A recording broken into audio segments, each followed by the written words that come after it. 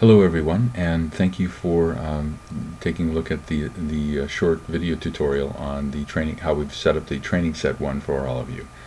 You're going to need several things on your screen, the first of which is the scoring sheet.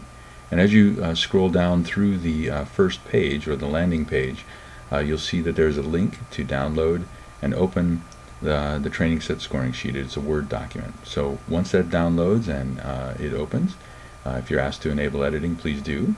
And then we'll click inside the name and add a name here, and then we'll save that document on the desktop, and we're going to add to the file name, we're going to add our own name. That allows later on, when we're finished with the entire scoring sheet, we'll send that to Dr. Goldberg as an email attachment, and as she collects those, it will make it easier for her to identify which file belongs to whom. So after we save that, it's very easy to fill out the score sheet. Just click in the appropriate text box, add the score, delete the score as you need, save and save often as the phrase goes, and you can enter your score rationale next to each of the score points that you assign. So now that we have the scoring sheet in place, we'll minimize that because we'll want to bring that up when we're ready to add a score. And now we're going to take a look at getting access to the actual element that needs to be scored and all of the scored examples as well as the score descriptors. What we'd like you to do is there's instructions here for either right-clicking with a 3-button mouse, or if you have a Macintosh, just hold the Control key. That's the same thing as right-clicking.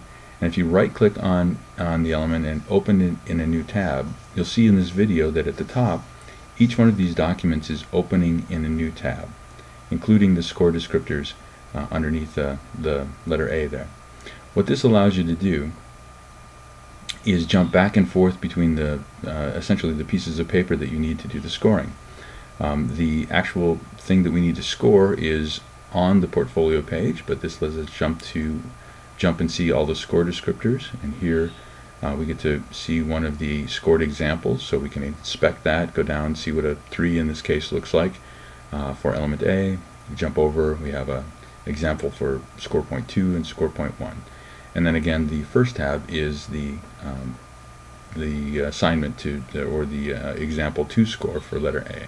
So as we go down and inspect and read what letter A is, we can jump back over to the score descriptors, read each one, find a best fit, and once we've settled on the score for that one, we'll go back to our score sheet, highlight the score text box and enter our score, and a score rationale next to that.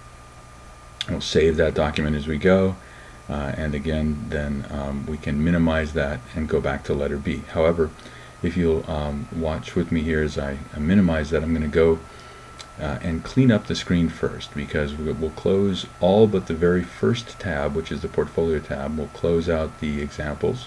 It's 1, 2, 3, and we'll close out the score descriptors here. Kind of clean up the screen, if you would, as we go forth. And then we'll go on to letter B. Once we're in letter B, we'll just repeat the same process.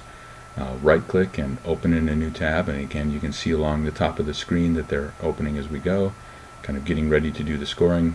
We'll open the last one, element tab, and then go over and then right-click on the score point descriptors, open that in a new tab, and then we can again go over and take a look at, now have all the score descriptors for element B and all of the examples to review, to go through and get an idea of what element B looks like to others. Go back to our portfolio, scroll down, start reading the student entry, and again go back up and take a look at the score descriptors, pull up the scoring sheet, and just repeat that process for each of the elements as we go, remembering to clean up the open tabs before opening the next element score. And once again, when you are completely done with the finish the scoring set, you can come down to the first page and grab Gail Goldberg's email address here. We'll bring it over to, in this case, Outlook, and we'll write a message to Dr. Goldberg, attach our Word document, and then we've completed training set 1. So thank you very much. I hope the instructions were helpful, and our efforts to put the documents that you need for the scoring session right at your fingertips. Good luck.